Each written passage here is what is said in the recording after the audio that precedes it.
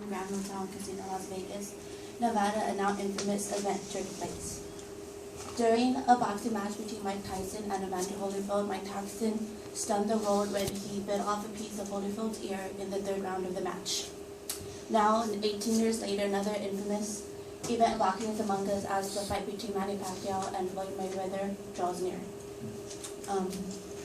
Ever since this fight was announced, there has been round-the-clock media coverage on this fight that many thought would never happen. Even if you're not a fan of boxing, I'm sure you've heard about it through some sort, either your friends, family, or social media. I myself am a fan of boxing, and I have been waiting for this fight to happen for a long time, so I'm very excited that it's finally here.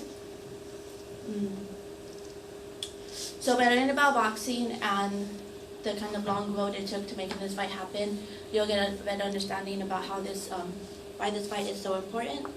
So first, I'll be talking a little bit about the history of boxing and how it's become so popular in American society, and then I would be talking about what it took to make this fight happen, and finally, I would be talking about the event itself.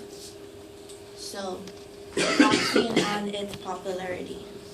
Boxing has been around for hundreds of years, and its roots can be traced back to ancient Rome and Greece.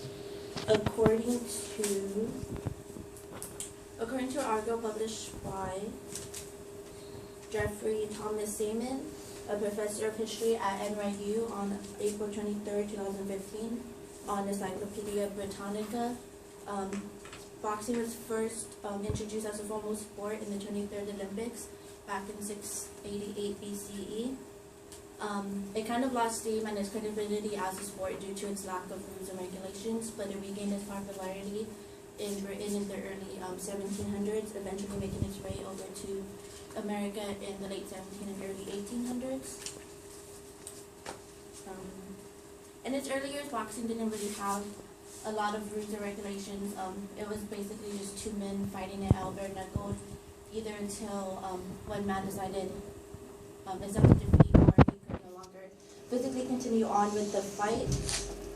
According to the same article by Seaman, rules for the sport, which were known as the Queensberry Rules, were created in 1867, and they laid out kind of a strict set of rules about what you can and cannot do, and which some of which are still used today.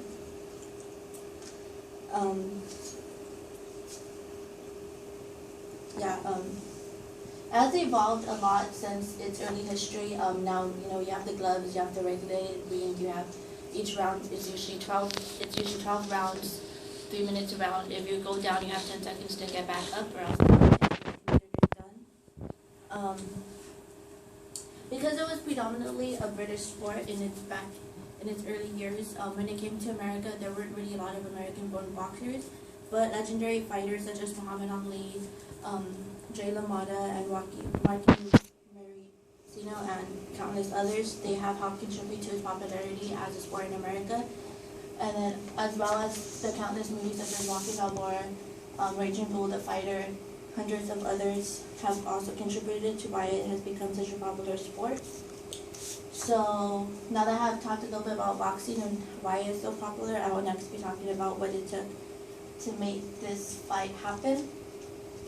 So, boxing enthusiasts and everyone in the boxing community have been waiting a long time for this fight to happen. Talks about the fight actually started happening way back in 2009. Countless issues such as, who's going to get paid what, should drug testing be administered, was just some of the reasons why the fight never happened, as well as the rivalry between Floyd Mayweather and his former promoter Bob Arum, who he was for HBO. Mayweather now has a contract with Showtime, so that was also causing issues. So according to an article by Kevin Mitchell, who's a boxing correspondent, published on February 20, 2015 on The Guardian, Mayweather actually first approached Arum about a match between him and Pacquiao during Pacquiao's May 2nd, 2009 fight with Ricky Hayton. Needless to say, an agreement was not made that night. So, but despite their rivalry, multiple discussions and attempts to make a fight happen were discussed, but it never happened. according to the same article by Kevin Mitchell, a fight was actually set to take place back in March 2010, but that didn't come about due to Mayweather's camp-releasing allegations that Pacquiao used performance-enhancing drugs, which caused Pacquiao to take legal action, nearly defeating any possibility of a fight happening. But in 2013, after a devastating loss of Pacquiao to Juan Manuel Marquez in 2012, Mayweather saw that as his opportunity to have all the cards in his hand and started up negotiations again. So finally, on February 20th, 2015, the fight was confirmed. So now that I had talked about what it takes to make this fight happen, I'll be talking about a little bit about the fight. So May 2nd, which is Saturday, at the MGM Grand Hotel in Las Vegas, these two fighters are going to meet. According to the contract, it's a 60-40 split, Mayweather getting the bigger half. Currently, it's estimated that there's going to be about a $300 million money pot, which means Mayweather walk away with $180 million, Pacquiao $120, according to an article published by Jeff Powell on April 28th on Mail Online. Aside from that pay-per-view, who was charging $100 for the fight, is estimated to double its previous record of $2.4 million for people ordering the fights. And ticket prices. The ticket prices range from $10,000 to $1,500, according to Dan Raphael in an article published on ESPN. Of the 16,000 tickets available for the fight, only $500 were released to the public, which sold out reportedly in under a minute. All the other ones are held by the both camps as well as the MGM Grand Hotel to be passed out to people who they choose. So the people who get the tickets, obviously they're going to be lucky enough to be there for the fight, but for the rest of us, we're either going to order it, go to somebody's house, or watch it at a bar or restaurant.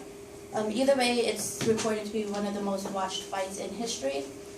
So I talked about the history of boxing, the numbers, history of boxing, why it became popular, what it took to make this fight happen, and finally the fight itself. So as I mentioned earlier, the fight between Mike Tyson and Holyfield, most of us are too young to remember watching the fight, but it's still talked about today. Somebody mentions it, y'all likely know, oh yeah, he bit off his ear.